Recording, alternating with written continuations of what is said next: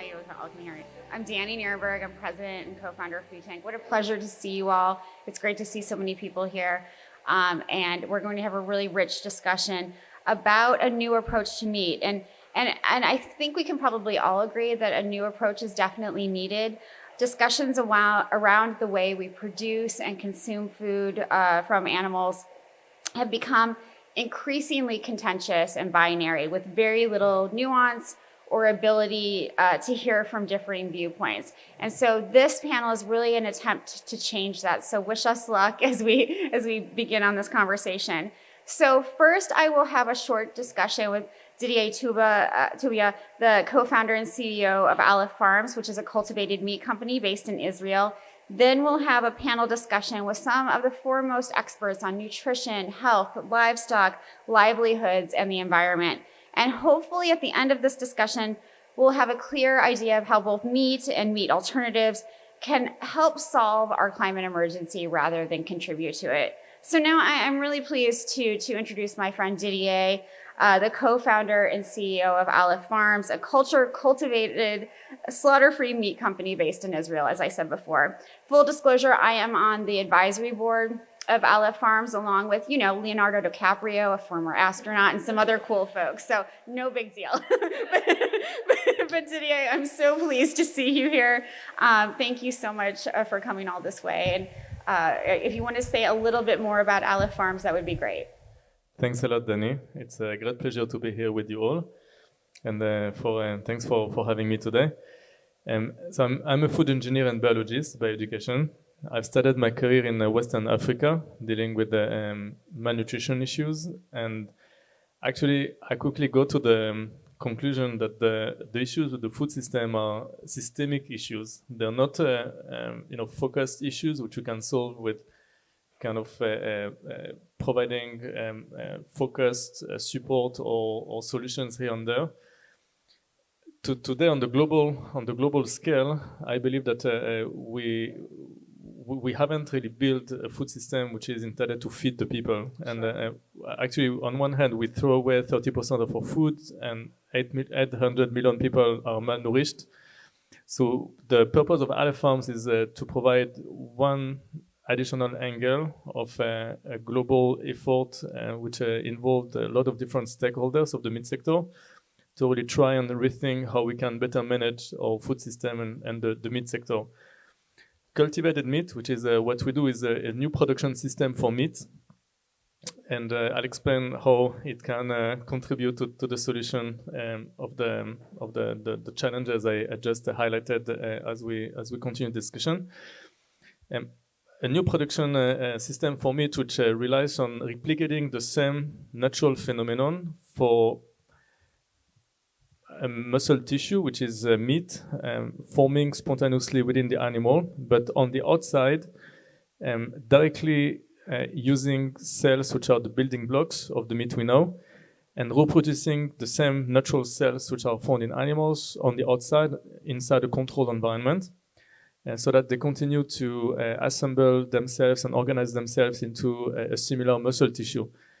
In nature, cells do need a matrix to attach upon in order to form a structured steak or a muscle, which is the extracellular matrix. In our case, we replace this matrix, which in nature is made of collagen and an animal protein, with a plant-based matrix, which is called a scaffold.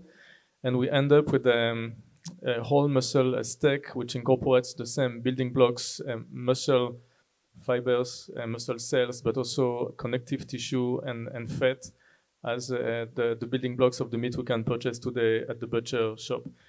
The benefits of this production process are, on one hand, that instead of sustaining the animal, a cattle, in the case of Aleph Farms, is focused on beef. Other companies are dealing with other species. Absolutely. Instead of sustaining a cattle for 1 year and a half, 2 years, 3 years, then slaughtering it and processing its carcass and actually eating only 40% of his body weight, we can directly grow the steak from the same cells within 4 weeks with exactly the amount of nutrients, energy, water required to make the same meat. And so reducing drastically the reliance on natural resources, Sure. but also reducing the impact on climate, and we can elaborate on that during this Absolutely. discussion. On top of that, we do avoid the use of antibiotics. Today, 700,000 people die every year from resistance to antibiotics, and this number should rise to 2 million by 2040. We also avoid contaminations in meat and foodborne illnesses. We avoid zoonotic diseases. And last but not least, we also provide a better alternative to concentrated operations for animal farming, which might address some concerns associated with animal welfare. Sure, absolutely. No, thank you for that explanation. I think it's very clear in lots of ways. It's also very complex, and we can get into that in a moment. One of the things that you said that I think struck me is that you started your work in fighting food insecurity and malnutrition, and you realize more than most people that there is no silver bullet to this, and that Aleph Farms is trying to create another tool in the toolbox to solve the multiple crises we face around the impacts of industrial animal agriculture and animal welfare problems and so many other things.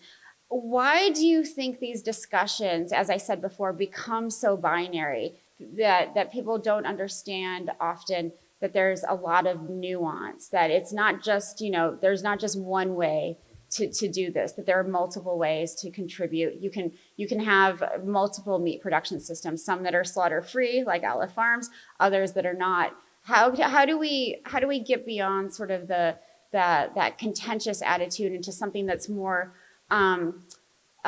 friendly for sure, but one where we can really come up with different solutions? I believe there are probably a couple of reasons why. First, inherently as human beings, we tend to think in the framework of either or. Sure. It's difficult for us to envision choices which are not exclusive. Mm-hmm. It's a natural tendency of human beings. I believe that it's very important within those discussions about the food system transition and the meat sector transition to recognize that choices are not necessarily exclusive. Right. We might and we should discuss inclusive processes and approaches to succeed together, overcoming those critical and so important challenges which are affecting all of us. So the challenge is not exclusive, the challenge is inclusive, and the solutions should be inclusive as well.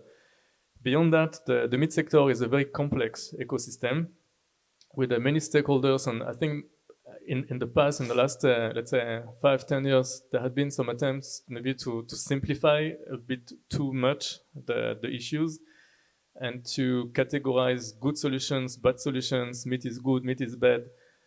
And it's clear that some of the meat sector players, especially the ranchers and the livestock farmers, are sometimes introduced as the bad guys, and they're a bit on the defensive while they're working first very hard, have very tough working conditions, earning little money many times, are facing demographic issues, facing issues of land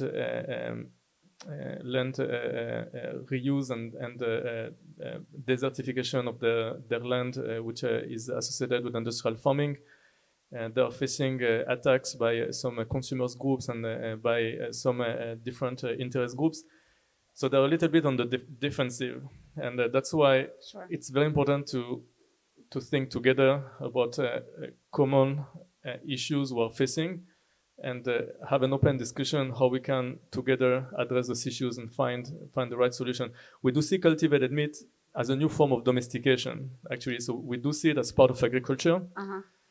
It's called cellular agriculture. Cellular agriculture is those methods which are producing agricultural products based on cell and tissue cultures. And same as 10,000 years ago, people were able to incorporate a spontaneous phenomenon for animals to reproduce and grow in the wild into a controlled environment, and they started to domesticate animals.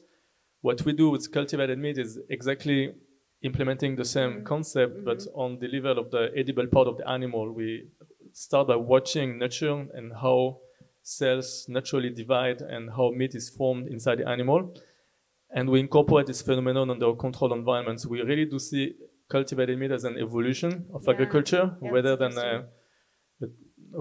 an can say opposing or conflicting approach, and that's important to understand. At the end of the day, the role of the farmers is the role to feed the world. So if the farmers are not on board and the agricultural ecosystem does not incorporate those innovations and those new practices, they will not be able to fulfill their potential of feeding the world. Absolutely, and I think it's so important what you raised, that we can't blame farmers, especially industrial animal agriculture farmers, for the position that they are in right now. That is, there are lots of processes outside of those farming systems that influence how animals are raised. And often farmers are caught in a vicious cycle that they can't get out of. And you recently co-authored a white paper with your colleague Lee Recht that talked about this need for the just transition to more sustainable food systems that include a lot of different tools, as we've talked about. How do you include livestock farmers in these conversations? We do see a trend over the course of the last 5-10 years for a transition of conventional farming toward sustainable practices. Mm-hmm. In the US, for instance, Cargill, which is one of our partners and investor on Aleph, has committed to return 10 million acres of farmland in North America to regenerative practices.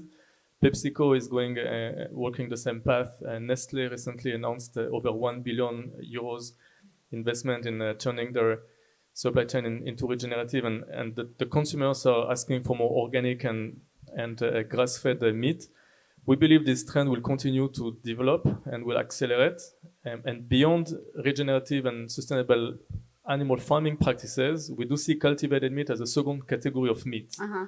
Same as we have today white and red wine, which are two different types of wines, sharing the same basic attributes of wines, but with a different value proposition and not necessarily interchangeable. We believe that in 5-10 years, we'll have the choice between two types of meat. Meat harvested from the carcass of a slaughtered animal, the conventional way, and cultivated meat, not coming from a slaughtered animal, each with different positioning in the market, value proposition, and not necessarily interchangeable and supplementing one the other. We believe that for the meat sector to succeed, we need on one hand to accelerate this trend towards sustainable farming, and on the other hand to incorporate what we call transformational innovation, and Lee can maybe elaborate on that later on during the panel, which is about new production systems which are in balance with nature and can actually provide for the farmers on one hand additional revenues, but also potentially address demographic issues with the younger generation and farmers, and attracting them into the farm and supporting those new generation into making the step and taking over the farm with more advanced practices, investing in training. We believe that instead of artificially sustaining or supporting a lot of farms in France, for instance, which is a country and over 53% of the livestock farms are technically bankrupted and artificially maintained in activity by subsidies. Sure. In the UK, it's approximately the same numbers. The average revenues of a farmer in France is 6,000 euros per year. And same as in France, in the US, most of the livestock farmers have a second job to sustain their families. Right.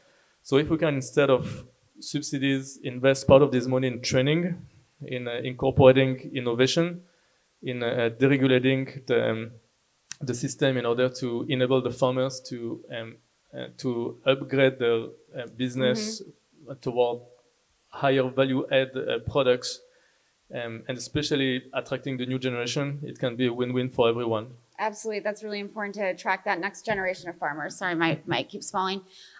One of the things that I want to ask you about, can you imagine a farm or a facility where there are farmers practicing, practicing regenerative agriculture and incorporating real livestock, real live livestock into that, and also helping Aleph Farms complete its mission?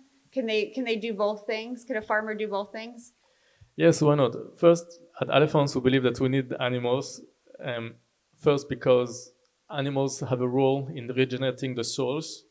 we probably need less animals and better manage and with a planned livestock activity over time, um, incorporating regenerative practices.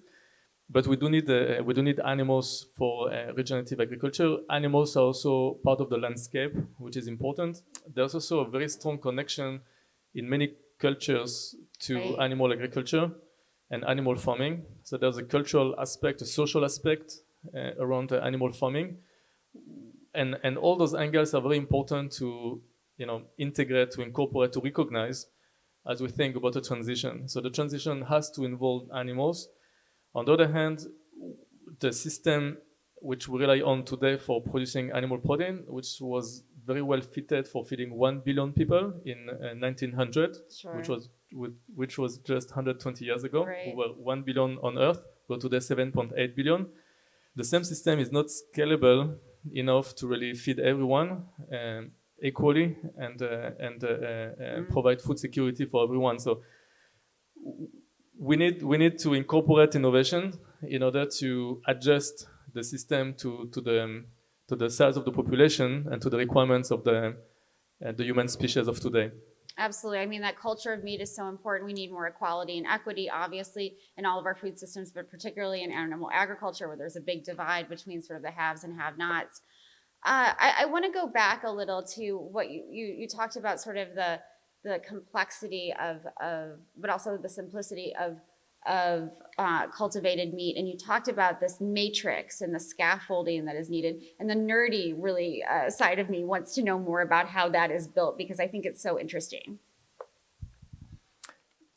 The meat we know today is composed of cells, same as any other tissue or organ in the living world, and those cells actually grow together and interact together in order to form specific structure, which is a muscle tissue, which is actually a steak. The challenge of reproducing the same phenomenon and as closely as possible mimic this natural process outside of an animal are huge. Actually, we need to mimicking nature is complicated. We've done that, and I think that's part of the technology is about mimicking nature in principle, and I think the human species has been good at that. For instance, electricity is about mimicking nature. Electricity is a natural phenomenon which we've been able to master and control and produce electricity under our own control. For instance, even the wheel has been invented by watching nature and a stone actually rolling down a hill. Sure. And we kind of incorporated this phenomenon into controlled design and the control manner. So what we're trying to do with cultivated meat is really to implement the same concept of watching nature, learning from nature, and incorporating the same concepts which we see occurring spontaneously around us for the purpose of human progress. What makes Aleph farms kind of slightly different within industry is, on one hand, the focus on quality meat, we focus on steaks, and we define 3 dimensions of quality: culinary quality, nutritional quality, and sensory quality.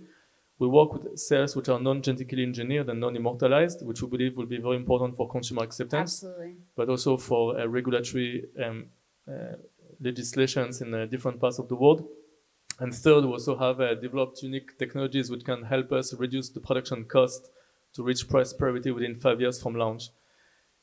So this is actually the concept behind cultivated meat. Those products are not yet in the market. There is one first product which has been cleared in Singapore. We expect to have more products cleared in the US and in other parts of the world over the course of the next 12 to 24 months. So exciting. Can you talk about the energy costs of cultivated meat? Yes. There have been a few studies published recently by academic groups. The only study which really relies on data from the industry is a study which has been published last year by C. Delft in Europe. We contributed also to the data. They worked with 15 groups, industrial groups on the production side and supply chain level as well. And it demonstrates that cultivated meat can reduce the carbon emissions by 92% versus an average of industrial farming practices or intensive farming practices. We can reduce and that's important because actually the food system itself as a whole accounts for 25 to 30% of the global greenhouse gases. The recent data tend to 30%. And livestock is responsible for half of it. So if we're talking about a net zero transition and decarbonizing the economy, which is very spoken obviously at COP26, we can't really reach our net zero goals, especially in the Western world, which is a net exporter of livestock and beef, without rethinking the way we manage our food system. And within the food system, livestock is the key to achieve the goal. So it is very significant. Beyond that, we can reduce the use of water by 78%. Livestock, especially beef, is one of the largest consumers of water globally. We can also reduce the amount of land by 98%. As you might know, between 35 and 48% of the crops harvested every year are intended for animal feed. And the intensive farming of crops like maize and soy for animal feed is one of the primary drivers of deforestation in the Amazon, but not only, and of desertification. We lost 30% of our arable land globally over the course of the last 50 years. Sure. So if we can reduce the amount of inputs and revert part of those lands to forest and restore biodiversity, we can help targeting the climate change objectives with restoring the forests, which have a great role not only for biodiversity but also for mitigating the climate. Beyond that, we really believe that within the net zero strategies, methane, actually cattle is emitting methane primarily through enteric fermentation and also through the process for managing manure from cows.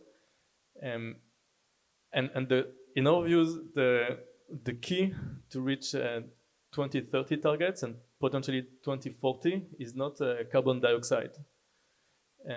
Carbon dioxide is important and fossil fuel reduction is important for the long term, but actually carbon dioxide stays in the atmosphere forever, for hundreds of years. So in the positive scenario where we can reach zero carbon emission and carbon dioxide emission by 2050, the carbon will continue to accumulate in the atmosphere until then, and then the augmented quantity we'll have in 2050 will stay in the atmosphere forever, meaning that it will not help changing the direction of climate change. Mm-hmm. It will slow down the journey, which is today we're driving in the wrong direction on the highway, so we'll drive slowly sure. In the wrong direction. The way to change the direction of our drive is actually to reduce methane. Why? Because methane has a potential for climate change which is 80 times higher than carbon dioxide on the short term, and it stays in the atmosphere only for 10 years. So if we can actually reduce 1 point of emission of methane, it's equivalent to reducing 80 pounds of emissions of carbon dioxide. But beyond that, after 10 years, it's those 80 pounds which are removed from the atmosphere. So those are not emissions which stay forever in the atmosphere. It really helps changing the direction and reducing the overall effect of climate change from anthropogenic activities. Sure. So we're very excited about the recent announcement last week. Actually, I believe 60 countries announced a pledge to reduce methane emission by 30%. We believe that is the only way to change the direction with climate change.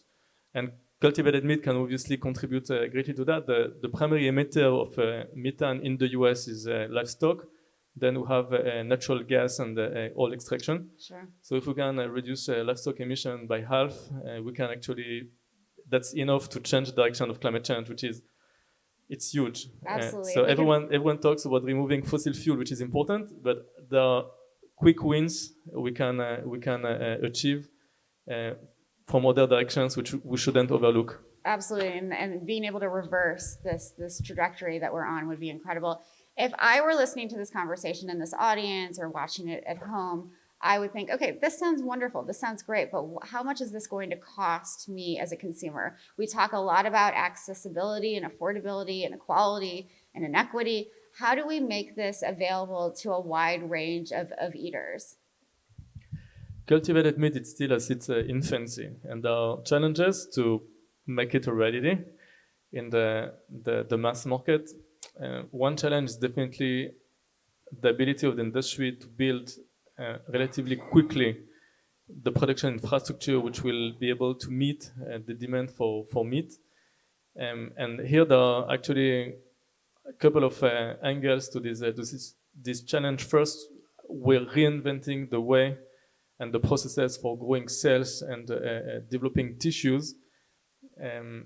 The initial technologies we've been working with have been transferred from the biomedical industry, and they can't serve as a base for scaling up food production process.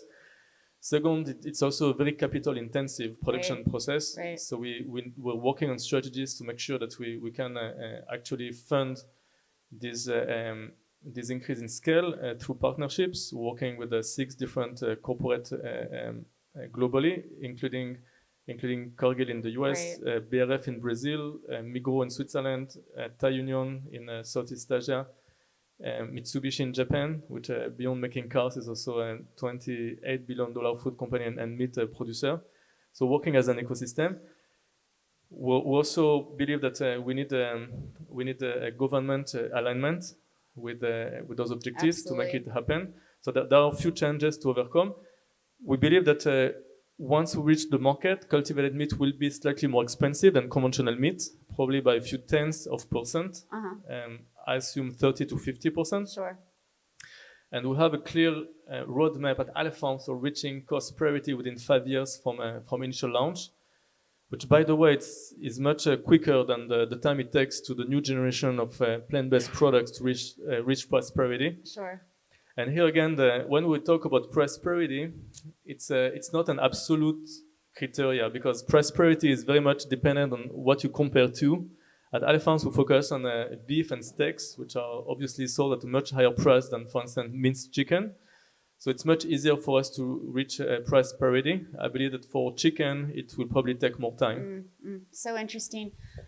We only have a few minutes left, and I've had the opportunity to talk to Pat Brown, the founder of Impossible Foods, several times this week. I've talked to him before, and he wants sort of this abolition of livestock farming. He wants to eliminate all livestock farming, while at the same time creating a product that, while very tasty, is ultra processed in many ways. And I'm wondering what your thoughts are on the alternative meat sector. We talked about, the cultivated meat sector and sort of, our traditional meat sector. What about this alternative protein sector, and where do you see it going as somebody who thinks about these issues all the time?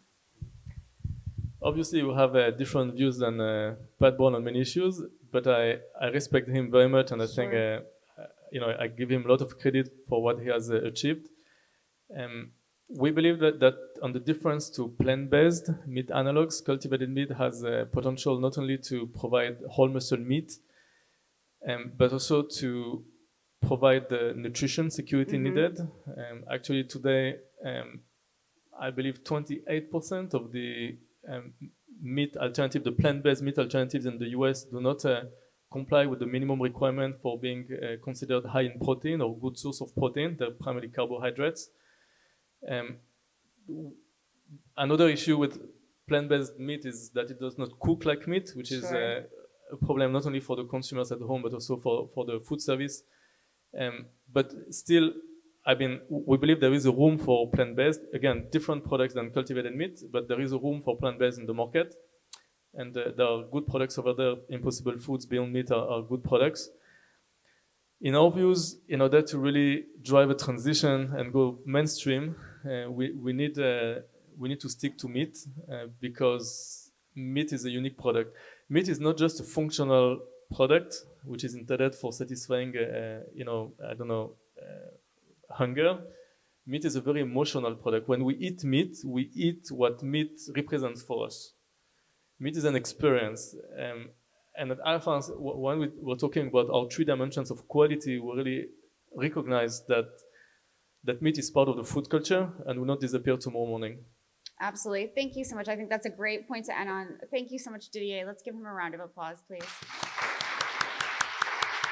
Thank you, Danny.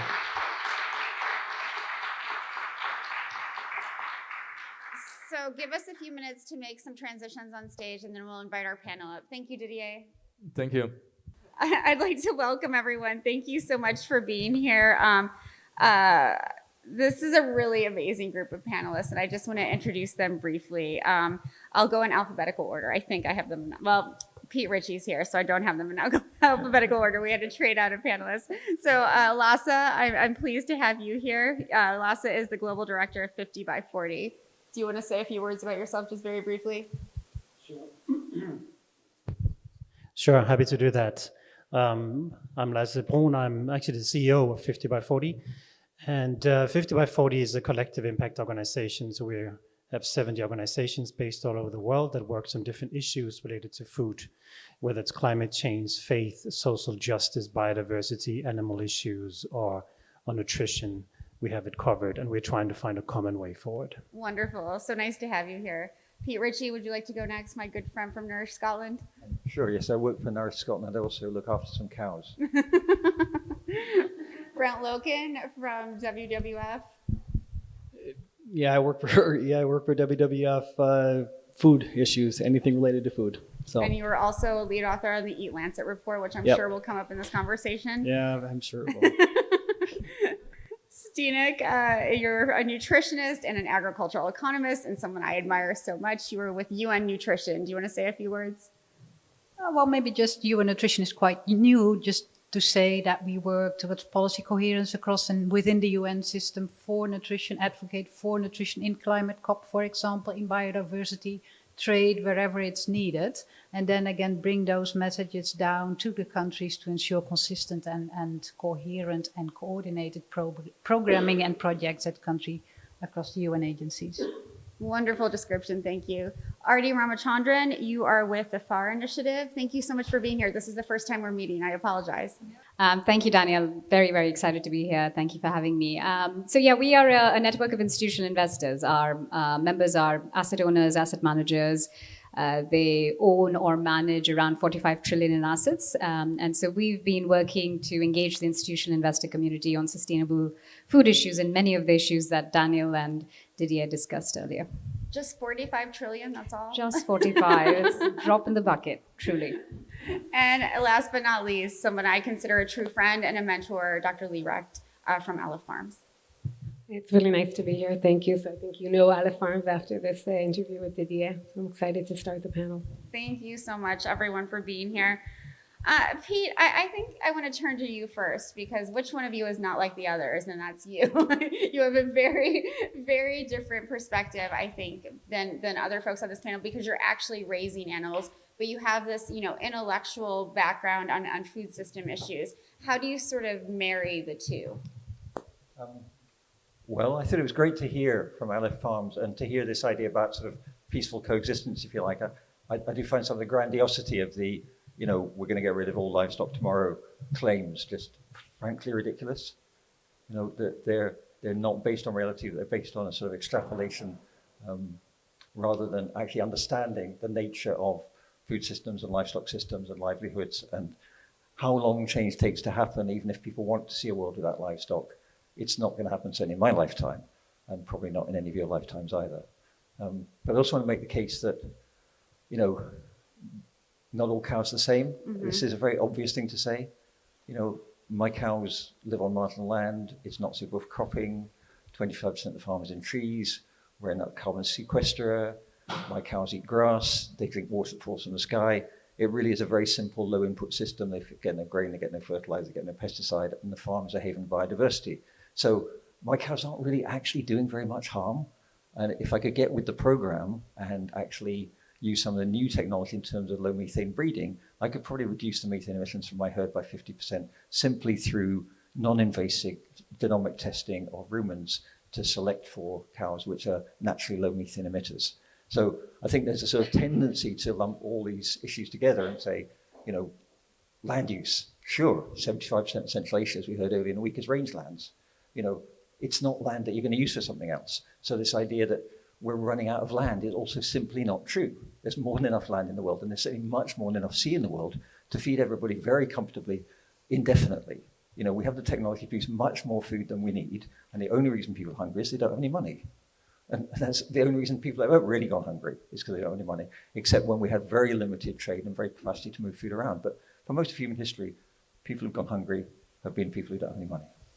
Thank you for bringing that up. And I'm glad you said that, you know, not all meat is created equal. And Steenek, if I can turn to you now, as someone who works at UN Nutrition, you know, your job is to make sure that we're not just focusing on one food, that we're, you know, looking at you know, very sustainable diets, but in a way that doesn't exclude other food sources. And I'm wondering if you can talk about why a holistic approach to how we think about meat and animal foods is important. Thank you so much for asking. Otherwise, I would have spoken just spontaneously. Now, I think it's so important not just to speak about meat or apples or, you know, one single food, because one single food will not do the trick of nourishing us. We need sustainable, healthy diets, as you already said, Danny. So, and that's what we need to look at. And then we can take that next step. Okay, what does a sustainable, healthy diet look like? Mm-hmm. What are the elements? And basically, listening to World Health Organization, there's lots of fruits and vegetables and plant-based products in there, but also there is moderated amounts of and limited amounts of red meat and moderate amounts of fish and aquatic foods. So that should be our starting point. And then, of course, it's important to look also at the production and the food system as a whole to see what is the best way to acquire those elements.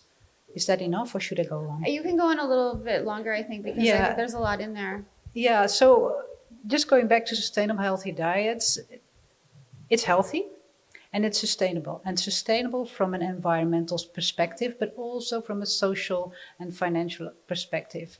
Because when we would follow a sustainable, healthy diet, already greenhouse gas emissions, water use, land use would go down as compared to a less healthy diet. So that's one. Then if we would then include sustainability criteria, sure, it would really make that cause even stronger. Sustainable healthy diets are also culturally acceptable, and they are also rooted in the possibilities of the soil, water, and the agroecological context of that area. So that's so important to take into account. A sustainable healthy diet in Japan would be completely different from a sustainable healthy diet here in Scotland. And that's what we should be working towards. There is, however, one big issue. You may have read the report from FAO and other WFP, IFAD, UNICEF and WHO about the state of food insecurity in the world this year. Yes. It says 3 billion people nowadays don't have access to a healthy diet. So we are not there yet. Right. So the system we have currently, we need to transform it. We need to make sure that people have access to a sustainable, healthy diet, and how to do that is one of those measures. Try to curb those subsidies that now sustain maybe 3 main crops, maize to feed many animals, for example, rice and wheat, and then a few animal species only. We need much more diversity, and our agric subsidies are much too narrowly focused on only a few crops. We need more diversity in the system. Well said, and we talked about subsidies a little bit with Didier, and I want to get into that later. But you brought up a really important point about the need for socially, environmentally, and economically sustainable food systems that are culturally appropriate. And Brent, if I could turn to you now, many of us have heard that we have to think carefully about our meat consumption practices to help protect the planet. Is there science behind this? Is there a science that really makes the connection between meat consumption and the climate crisis? Oh, yeah. I'm going to get in trouble no matter what I say here. Because the thing with science is you can find science that says anything, it seems like, nowadays. So let me start with the Eat Lancet. Since that was brought up. The Eat Lancet was this report that we published back in 2019 now. the main goal was that we identified early on was that there weren't global targets for what defined a healthy diet and global targets for what defined a sustainable food system, sustainable food production. So we set forth, took that first step to say, can we put forth some definable, quantifiable metrics that tell us what food we should be eating from a health perspective and what food we should be eating from if we want to protect the planet. If we want to stay within planetary boundaries, how much food could we actually produce? And when we worked on the Eat Lancet, what we did is we put this very strong firewall between the healthy diet and the environmental side of things, because we wanted to make sure that we didn't mix and match and say, well, if we want to save the planet, then let's work backwards and say what we should be eating. We wanted to say, if we wanted to have a healthy body, what do we eat? If we want to like have this food and actually produce it, how much can the earth actually tolerate? And can those two systems come together? Mm-hmm. They can. And they absolutely clearly can. We can feed up to 10 billion people within planetary boundaries. The healthy diet that you were just talking about, which is a theme of plant-based diets with some meat. So it absolutely can be done. And we scoured the literature, and this was probably the most comprehensive literature review that we put forth out there in terms of saying, what is the state of play? What is the science saying on this topic? So it absolutely can be done. Interesting is that with the Eat Lancet, it stirred up so much emotion and continues to stir up emotion. Mm-hmm. Even mentioning it feels a bit weird because people automatically took that and they say, oh, you're anti-meat, you're promoting a vegan agenda and vegetarian agenda. And they say, it's like, you didn't read the report, did you? Because we clearly said up to 5 to 6 servings of animal source foods per week. And if you're looking at seafood and some other things, it could be even more than that. So, sure, we can't maintain current consumption patterns in some parts of the world, but in many parts of the world, we have to increase consumption patterns, and that absolutely can be done. But it's just this rebalancing of food and who eats what, and it says right here, everyone has a right to healthy and sustainable food. Absolutely, and this was the heart of the Eat Lancet, saying that if we take that seriously, how do we do it? And it can be done. It's not going to be easy, but it absolutely can be done, and the science points to that. Well, let's talk about that point that it's not going to be easy. Who is it not going to be easy for? It's going to not be easy for you and me, but for people who live in other parts of the world who, are not getting a healthy and sustainable diet right now, their lives will improve. Their lives will improve. Yeah. So, absolutely. So there's still 811 million people that go to bed hungry, and that's one of the things that we have to solve. I think it's not going to be easy for those individuals that are going to have to change their diets, that are going to have to reduce consumption patterns, that are going to have to not eat meat every single day. So yeah, it's going to mean different things to different people. Sure. But implementation of the not easy fact, how we do that is something that I think would be very interesting to unpack. There's not going to be any single solution that will actually get us there. It's going to be a combination of many solutions, and it's great that we're here to actually talk about one of the most important solutions, which is meat. Absolutely. Meat and livestock. Well, so if I could turn to you, we've had discussions on the big rift in civil society around sustainable meat versus, alternative meat, and what, Brent just identified is like some of us will have to change our consumption practices. That's not a bad thing, right? There are things we will gain from doing that, lots of different things. And I'm wondering if you can touch on, one, that big rift that we're seeing among civil society, and two, what we will gain from shifting our consumption practices in the global north. Yes, thank you for that question. And I wholeheartedly agree with the comments that have been made before here. Well, I just want to first say one thing. We need to acknowledge that business as usual is not a way forward, right? It goes without saying, but it should be mentioned. We cannot continue with the trajectory of population growth, the way people are eating in the global north. That's not going to fly in the future. And maybe there needs to be some ways we have to change our lives, not just we need to eat less meat in the global north. We also need to drive less. We need to have smaller houses. We need to fly less. There are certain things, and it's about equity. It's in this case about equitable food distribution. And speaking to the point made by Pete, the aspect of how do we use the land, right? So just to make that clear. In terms of what goes on in the movement now, the movement is not just civil society. I think it goes beyond that.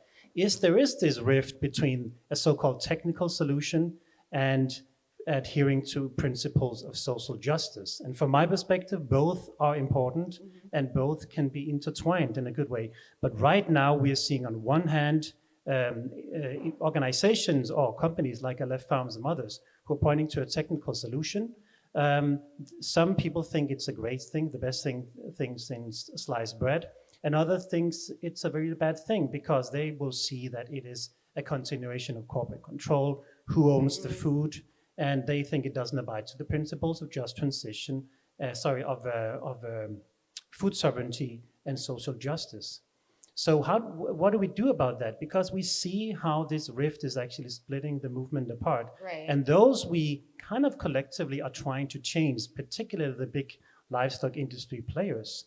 We need to find a way to have a common ground to take this forward, because otherwise we're not going to make it. So how do we do that? There's no single answers, but I think we need a stronger analysis, and for that we need roadmaps, particularly adhering to 2030 and the implementation of the SDGs. Where are we now and where do we need to be in 2030? And have a clear analysis and talk about who benefits from the change and who loses out, and how do we deal with those who are losing out. That's one of the things.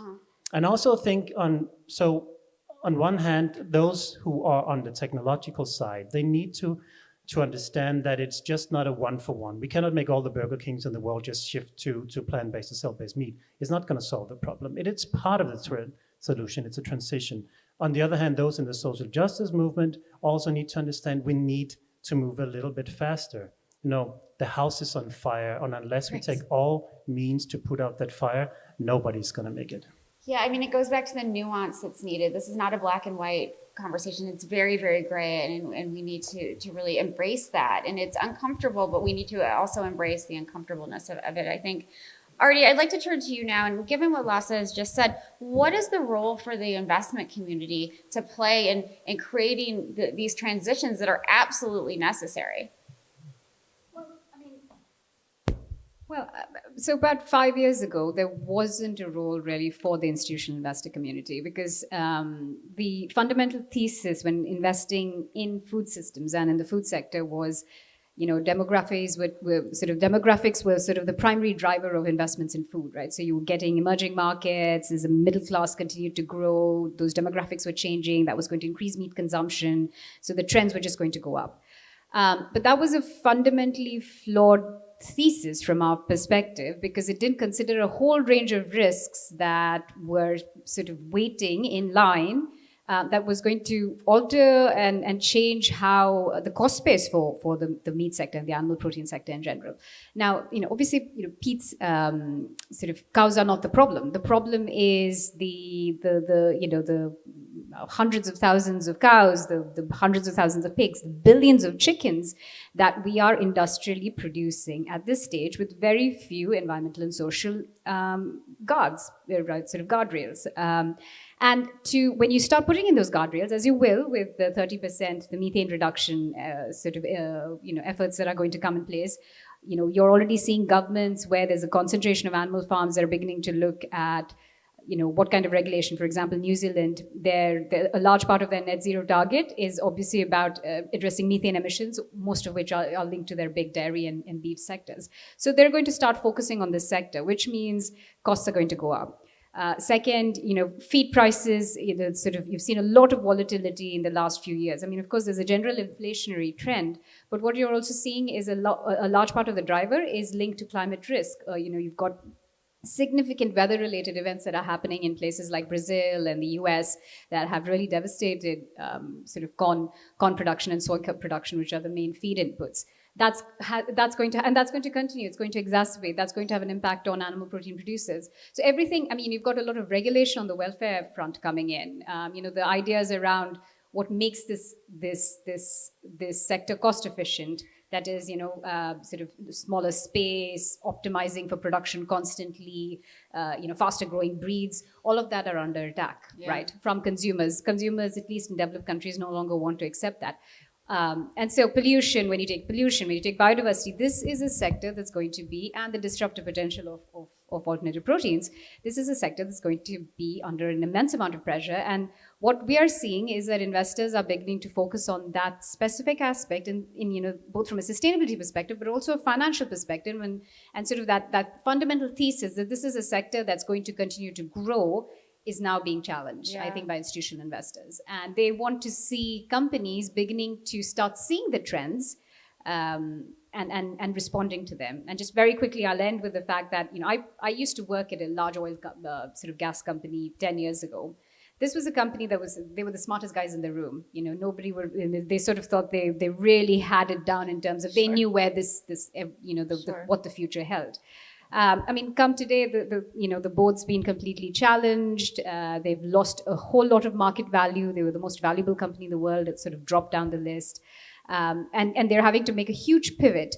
And they've just lost 10 years sort of striving towards that. And so I think the question is, how is the food sector going to react? How are the big food producers, the meat producers, the animal protein producers, how are they going to react to these trends? Do they recognize them, or will they respond to them?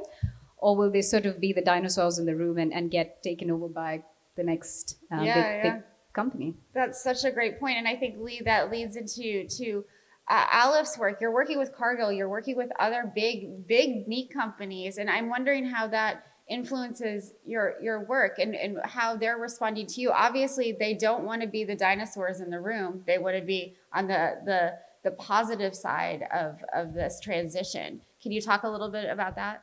Yeah, sure. I just want to kind of give it a little bit of context, and I think this is something important. Listening also to Pete, listening to all of you. I think we all share kind of the same view.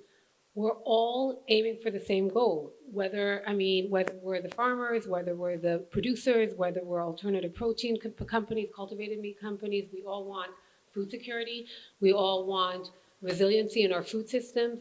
And we all want to make sure that we're moving towards a more climate-friendly economy. This is not something that is only focused on a very specific niche within the food system. We're all aiming for that. When we look at these farmers, when we look at these livestock farmers, I was listening to the State Secretary of Agriculture of the USA, and he was mentioning that 89.6% of the farmers have second jobs. They are not doing this because they're looking at profit. They're doing it because they are big believers that they are feeding the world, and they see it as something that's emotionally and important for them. So it's not like here are the good people versus the bad people, and here are the right people versus the wrong people. And that's something that needs to be, I think, and we look at it and we talk about just transition, and the just transition came from the energy sector.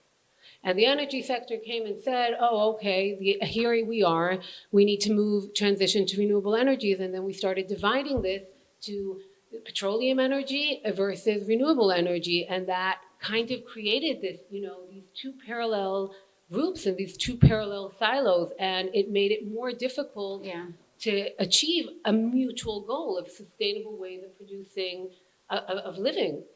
And I think that this is something that the food systems, and specifically the meat sector, can really actually have lessons learned from. Yeah. There shouldn't be one side here versus one side there. We're all aiming for the same goal. We're aiming to produce healthy, sustainable food. I do believe that. I do believe that this is something that's critical. So for us, at Aleph Farms, it is really important for us that we work within the meat sector, whether it's with the meat producers, but also actually with the livestock farmers. This is something that's critical for us, that we can try to see how we can enter this lively sector that's going through, I would say, is in the midst of the controversial, issues of the world, and see where we can give value. And it can be value in many ways. It can be value through environmental aspects that Didier was speaking about, next generations of the farmers.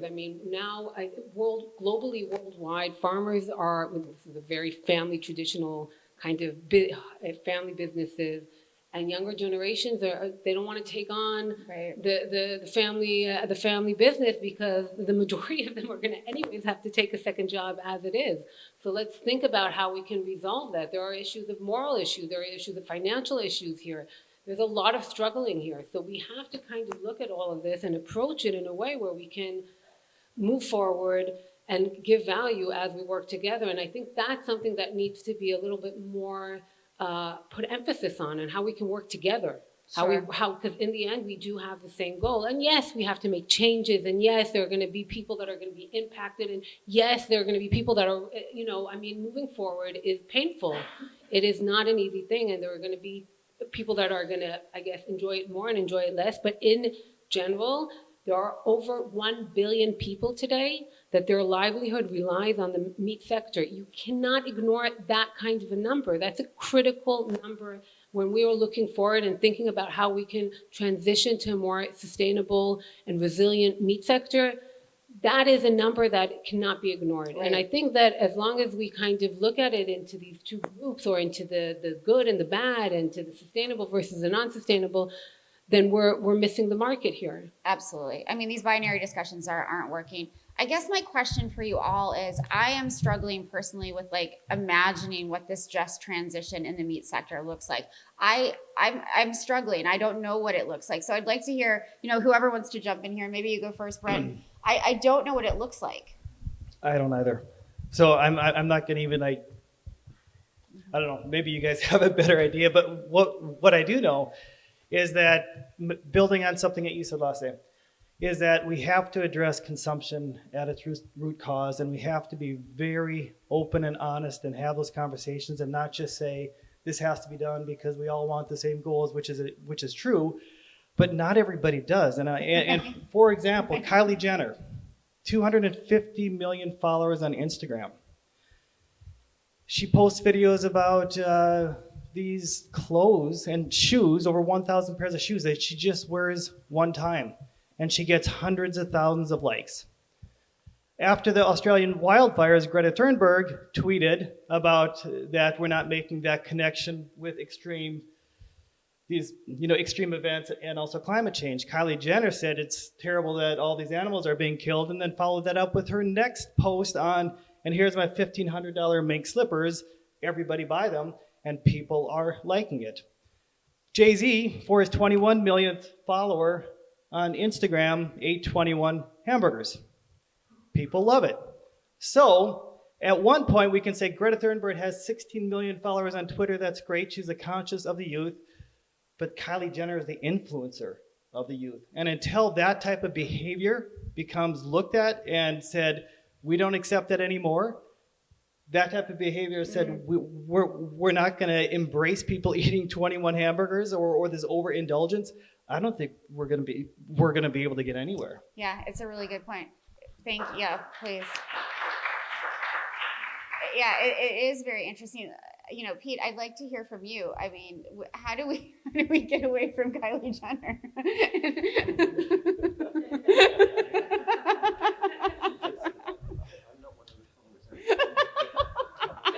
We do sound like a bunch of old fogies, don't we? Talk about the youth today and all that stuff. But I think your point is really important about, the point of all this is to nourish people.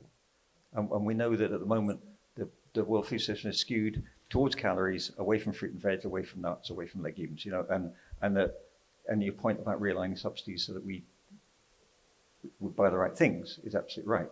But, there's this sort of odd issue about subsidies and, different things, because we don't all want the same things. And there's a very strong, feeling from the right, we should get rid of subsidies. 48% of the EU economy, GDP, is public spending. 44% of the US is public spending, even before the pandemic.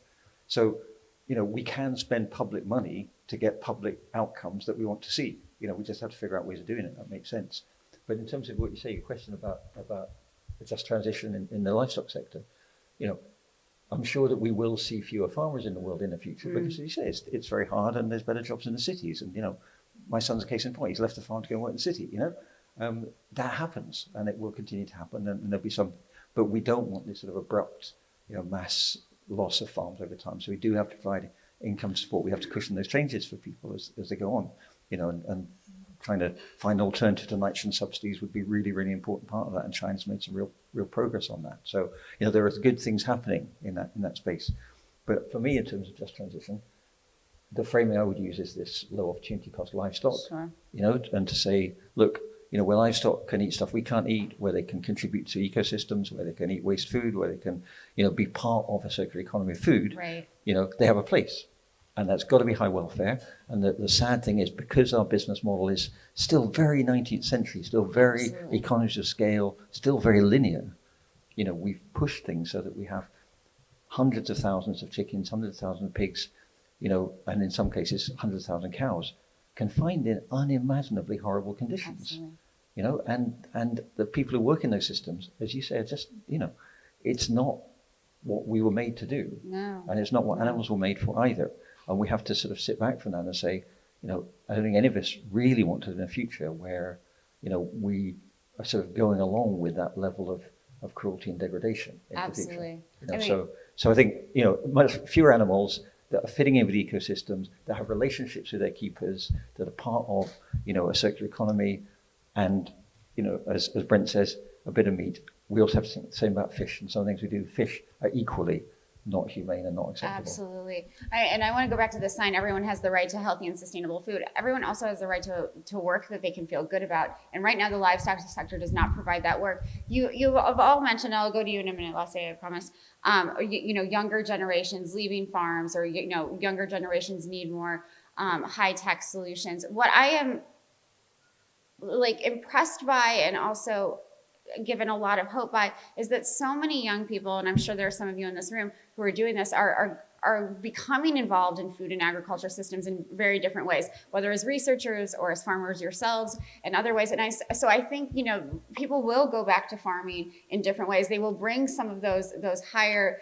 tech solutions with them to combine with low tech solutions. So there is a lot of hope there. And I think that is part of a just transition, at least the way I sort of try to imagine it with my small brain. So Lasse, I'd like to turn to you now.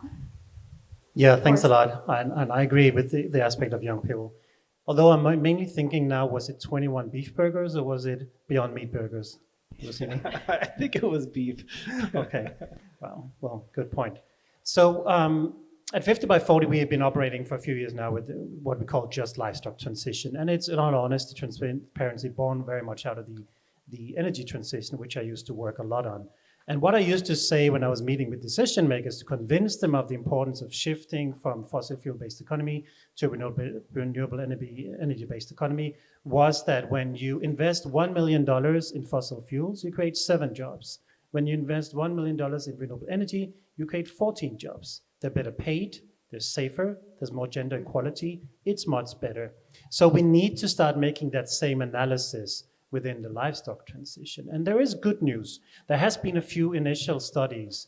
Last year, the Inter-American Development Bank and the International Labour Organization, they did a study looking at what would happen if the Latin America and the Caribbean were to shift towards more plant-forward diet by 2030, coinciding with the SDGs. And it actually showed there would be a net loss of jobs of 4 million, but there would be a net gain of jobs of 19 million, which means net completely. What number?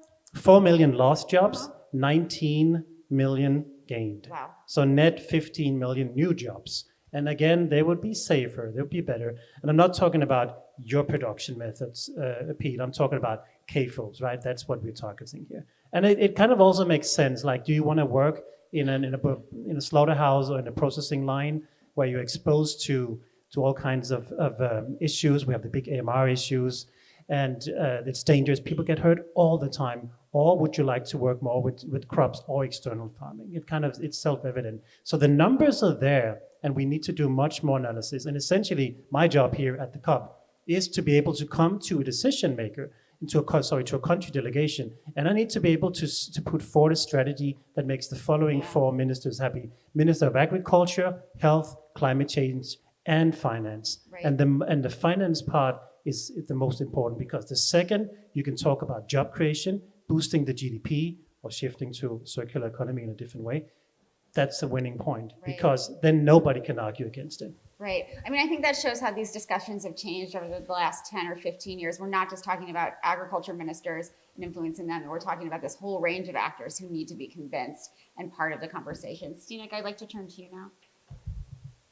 Yeah, thanks. 3 points, I think. One short one. I think when I mentioned the subsidies, I didn't say to take away subsidies from farmers, not at all. What I wanted to say is that we need to shift subsidies to a more diverse range of crops or more diverse production systems. That brings me to my second point. When we started this conversation, it was all about meat. And then I said, no, it's not just meat. We need to look at the entire diet. And now we are speaking about livestock systems. No, it's not livestock. Let's look at the opportunities, the possibilities of mixed farming systems. There's so many complementarities there. There's the manure that nourish or that feed the crops. We need to look much more at the opportunities of closed systems, and I'm quite sure there's other people in this panel that know much more about it than I do. I just wanted to make that point. And that is also important for our fellow farmers, smallholder farmers in not in this part of the world, not in the northern or the western hemisphere, but rather the south. There's so many smallholder farmers that practice mixed farming and closed farming systems. So we need a way to support them in order to nourish themselves and their families. Going to my third point now, nourishing families. So back to the consumers.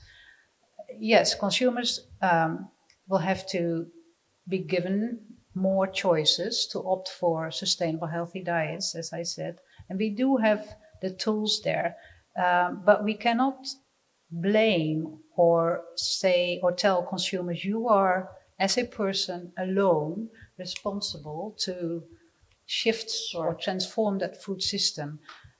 Of course, we can help consumers by good messaging, but we also need to look at that food environment. We need to look at that place, that environment where consumers purchase or they pick and choose their food elements to put in their baskets that are part of their diets.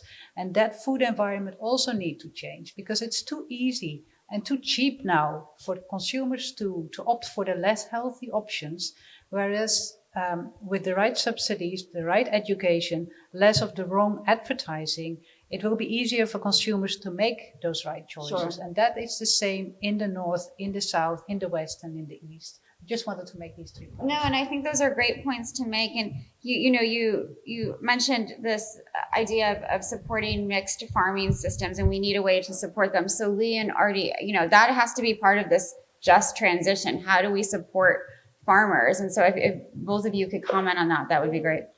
I will say that, at Aleph Farms and in general, our belief is that we are looking at how we can transition the food systems, the meat sector, to more sustainable and resiliency. That means also agriculture. So we need sustainable livestock agriculture, both for the climate, both for the people. We talk about subsidies, but there are issues like crop insurance. You know that in the U.S. they are only insured 5 crops, so so it really does not allow diversity and more regenerative and additional practices. So I absolutely agree with you with that as well.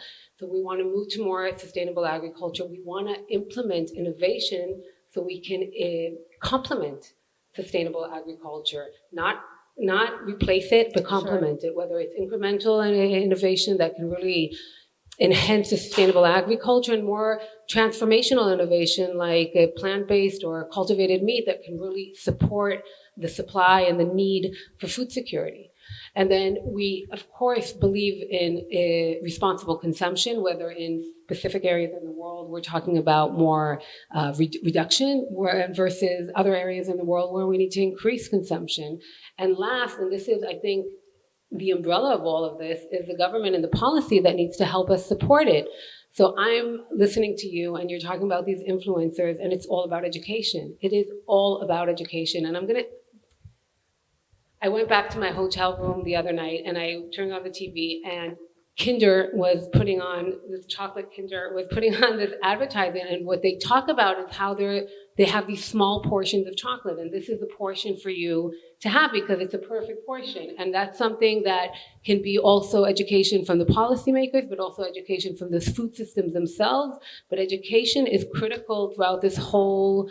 To create a real systemic change, you need that as well, because our next generations, our future generations, Gen Z, we see this. We see they're seeking out for this new Yeah. way Not of everyone's us living Kylie this Jenner. life, and we need to help support them with that. So yeah, I absolutely believe, and this is all, of course, with these collaborations. So we talk about diversity in plants and crops, but we also need to think about how we can work together in collaboration, the innovators together with the agricultural, the different stakeholders within the meat sector to work together to the same goals. And that, I think, is where we can create that just transition.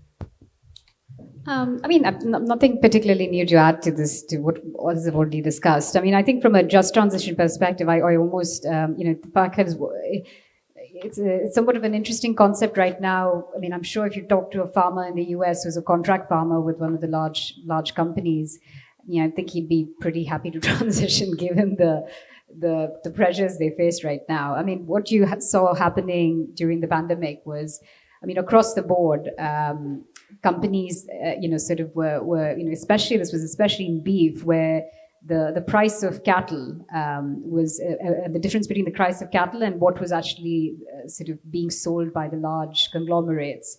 There was a huge price differential, right? And on the retailer side, they were getting squeezed because they couldn't really raise the price of beef because they were worried about impacting consumers. And so what ended up happening was really that the farmer ended up getting a much lower sort of the price for his cattle, while record profits were being made by some of the large companies. I mean, and it's a story that you see play out in at least in America again and again and again, where the contract farming system really, it's extremely punitive to the farmer right now.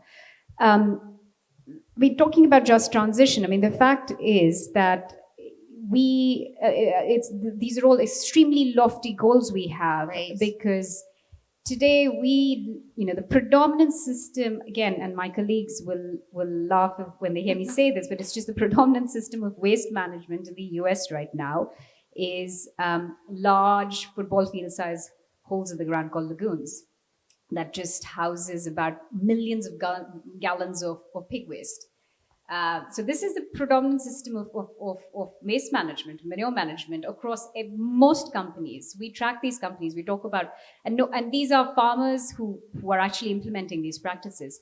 Nobody is really talking to them about nutrient management. Nobody is talking to them, providing them with incentives to, sort of shift away from this type of absolutely horrific system that has all kinds of impact for surrounding communities, for the local water systems, for drinking water systems. It's absolutely devastating ecosystems, but nobody's giving them the right incentives. Whose responsibility is that? I mean, a lot of times, because these are local governments or the state governments that make the rules or have any enforcement authority at all, but state governments are not willing to exercise that authority, because there's a lot of lobbying and advocacy that happens. There is a lot of the economic component to it keeps coming in the way. So you end up having huge number of farms that have very, very little regulation that can safeguard these communities that live next to these farms, or the local ecosystems that live next to these farms.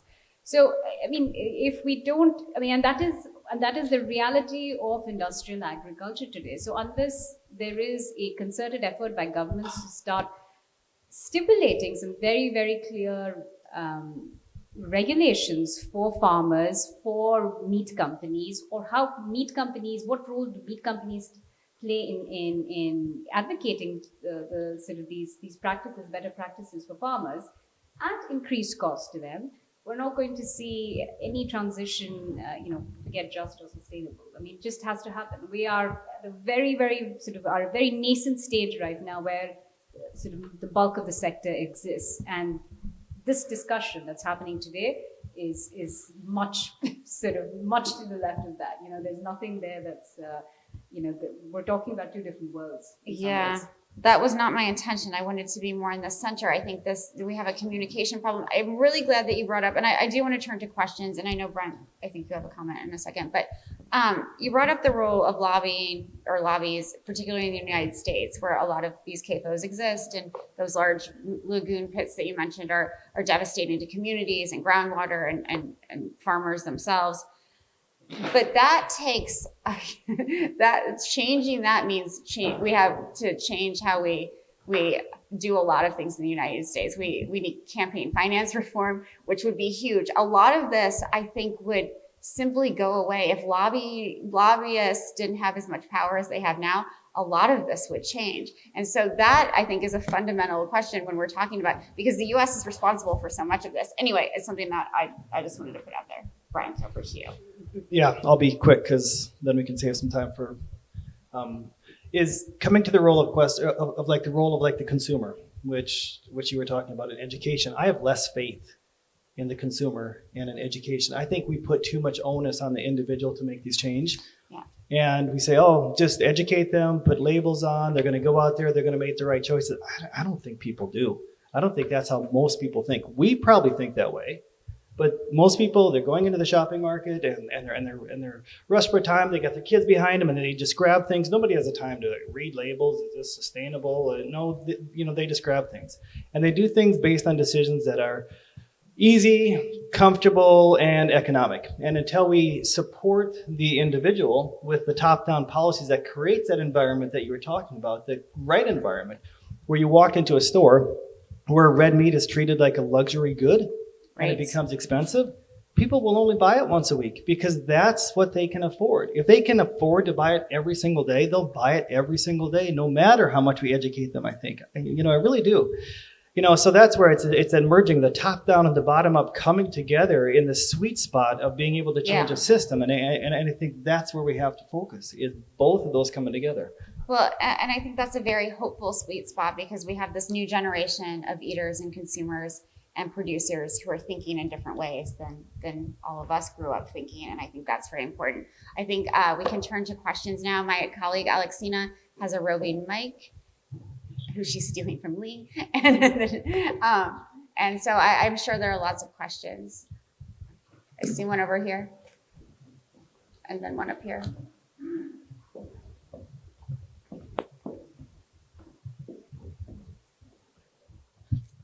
Okay, hello, my name is Mads Fischer-Møller. I'm living here in Scotland, I'm a professor in food policy. I was just wondering I'm speaking to a group of food agencies tomorrow. So what would you say to kind of like food authorities, food agencies who are new to climate? They are usually regulating food can be so dangerous for us. What do you need from a business perspective from Aleph Farms and also from Lasse, from some of you who works in creating partnership? What do you want? What kind of approach do you want from a food authority, from a food regulator? And what should I tell them tomorrow when they actually want to go into sustainability and climate, but really doesn't know what to do? Go ahead, everyone, jump in. Shall I? Will anyone back me up there? No, this is the question, of course. And what I would say is, it's anyone could say this. It's no one size fits all. But what I think it's important that if you speak with food regulators, they need to look at what is possible in a local context. And I know you and I, Brand, we have worked together on this paper once. Ecologists, environmentalists, and nutritionists need to work more together. And I've been rereading some documents lately, and I saw that call again, and I saw there was this call for people who work on biodiversity and people who work on nutrition to work together to really try to find solutions that fit a local context. Mm-hmm. And once we have then a local solution in a local setting, we can go to the regulators to ask for their support and build that environment that also Brent described just now, and I did as well, to make it happen. I mean, it's not an easy task because it's not that, for example, milk is always wrong or milk is always right. But you need to find that balance, and you need to describe that very fine balance in a local context. So maybe that's not the answer you were looking for, but it's like, great. Thank you, Artie. No, I was just very quickly going to add, I mean, it's a fairly sort of expansive question that you had, but I'd say, for example, I'd be interested, I mean, the UK, for example, has a requirement that all farmers have a nutrient management plan. To my point earlier, nobody does anything with this nutrient management plan, at least in the US. I think a sort of tangible question for me that I'm really interested in is who's enforcing these nutrient management plans? What's in them? What support are you providing to these farmers to make sure that at a base case, there is some level of some process and some system in place to make sure that the farming that's currently happening isn't terribly harmful to the environment. Thank you so much. I think there was another question up here. Just wait, very quick on that. Sorry, Brent. I would resist the temptation to want to give them a solution. The policymakers want to have a couple very easy, simple things that are going to solve the problem, and it's those panaceas that you said, and they don't exist. Encourage them to do the hard work, encourage them to figure out the local context, and then dive into what it means for that particular situation, and really encourage them to think systematically about the entire system, and to start trusting the science. Absolutely. I want to make a point on that. I mean, while policymakers may not benefit from, getting a few silver bullets, what they do benefit is from storytelling. They benefit from examples of what could work in different places. And I think that kind of storytelling, I think communication is so key here. Go ahead, Pete. Yeah, I suppose for me, just a bit like a broken record on this, that certainly in the UK, which is the only place I know anything about, in the UK there's a very concentrated hourglass system, 300,000, how many 100,000 farmers, 60 million consumers, and a handful of businesses in the middle. And what we've seen at this COP is, more of the sort of businesses in that middle sector committing to sustainability goals. I haven't really heard so much about the health goals, to be honest. And it seems to me that there's a perfectly good case, just as the EU's made a case for regulating car manufacturers to achieve certain standards. If you don't achieve these standards across the board, you'll be fined. There's a perfectly good case for saying, you control the food environment. If you don't deliver us a healthy and sustainable diet, we're going to fine you the further you are away. Not in where you put your shelves, how much you advertise after tea time, all that stuff that we end up regulating, but what you actually sell to people. So we need to align the incentives in the system with a sustainable, healthy diet. And at the moment, they're not aligned. So it's not surprising we don't have healthy and sustainable diets. Lee, you wanted to comment? I agree. I agree with that completely. I don't think it's on.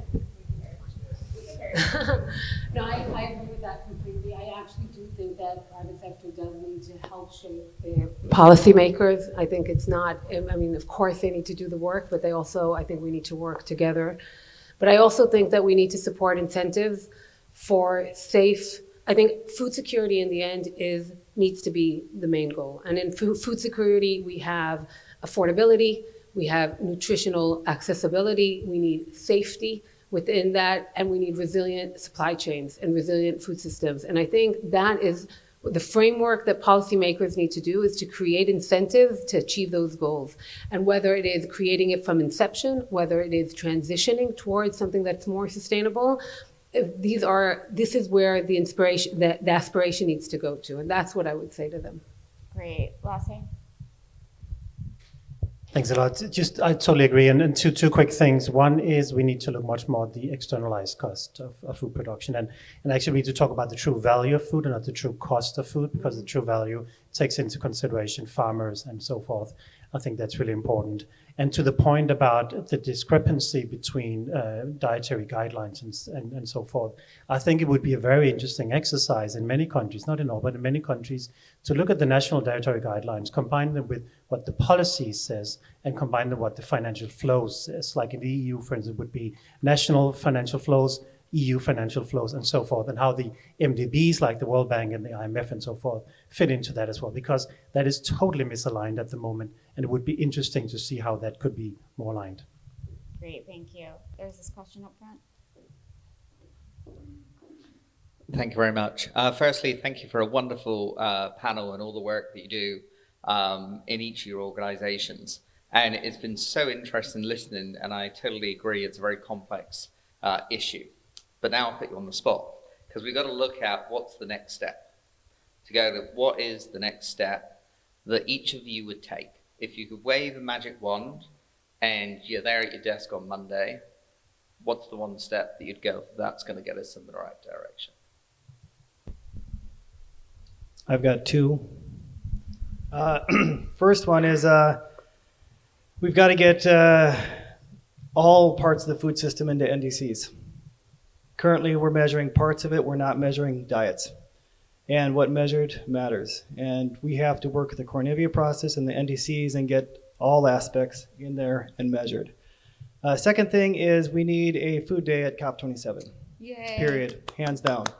And until COP and these large multilateral processes take food seriously, it won't be taken seriously. So we need to push for that and get it in there and talk to the right people. And whatever levers we all need to pull, we've got to pull to make that happen. Fantastic. Anyone else want to comment?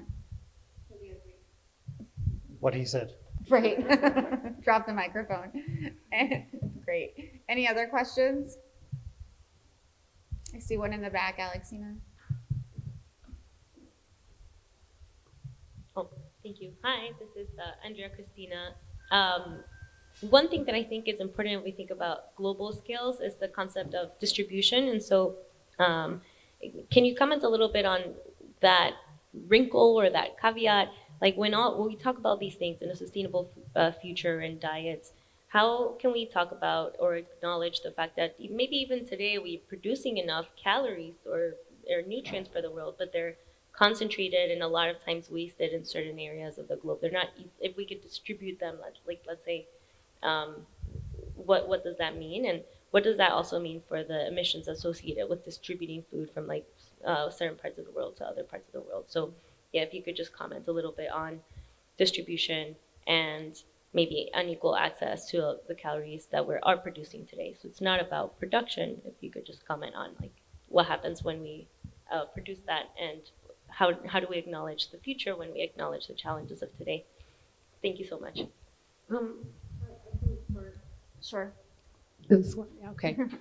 So I absolutely agree with you. I think local production is critical for resiliency. And I think we also need to shorten our supply chains to a certain level. Of course, there is elements of economy of scale that we need to take as something critical. We look at the meat sector, there are areas in the world where we have agriculture that's rich, like in the US and Europe, and then there's areas in the world where we are critically importing a lot of our foods. And that is something that we really work on a lot. I mean, at Aleph Farms specifically, that's one of the things that we're really targeting is creating local productions for areas where you don't have agriculture. I mean, we work with Israel. In Israel, we import over 80% of our beef.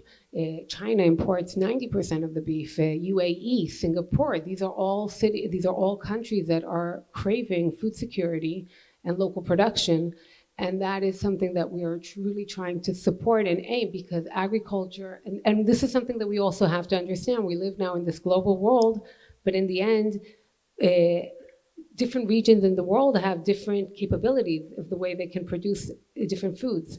And that's something that I think is really critical. So I absolutely think that we need to focus on creating more local production, work with local suppliers. I think that will also support resiliency. I think it will also support times of pandemics, times of climate events, to stay more resilient, and that there are areas that we need to understand that the different areas in the world will demand different ways of producing food. And that's something that needs to be understood more. Yeah.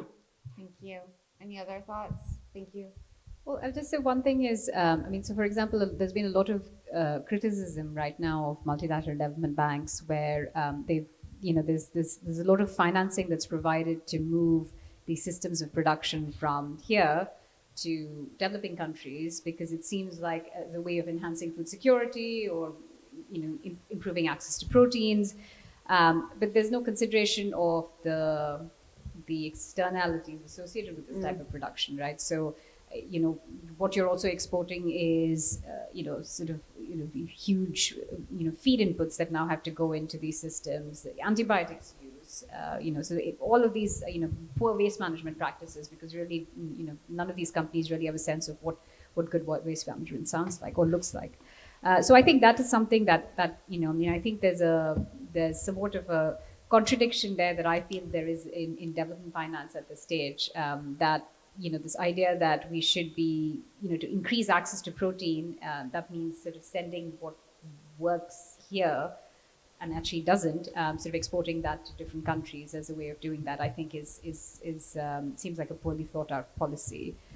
So yeah, I think that's something that generally policy experts need to guard against. Thank you so much. I'm going to give Pete Ritchie the last word. On that question about distribution, I think fundamentally, as Raj was saying last night, the fundamental issue is about gender equity. So even within households, it tends to be women and girls who are the most likely to be having lower calories. And so I think that's one part of it. And we need to start moving, because it's smallholder farms in particular that are most food insecure, represent the highest level of people who are actually likely to be short of food, then we do need to maintain those incomes. And at the moment, we have got some very harmful subsidies, particularly in the place I know a little bit about in South Asia, where they're subsidizing nitrogen, where the subsidy goes to the companies that produce the nitrogen, substituting that with more income support and support for agroecological farming could really maintain incomes or enhance incomes and enhance food security. And China's gone some way towards that, as I said earlier. Great, thank you all so much. So let's give this panel and these panelists a round of applause, please. And thanks to all of you.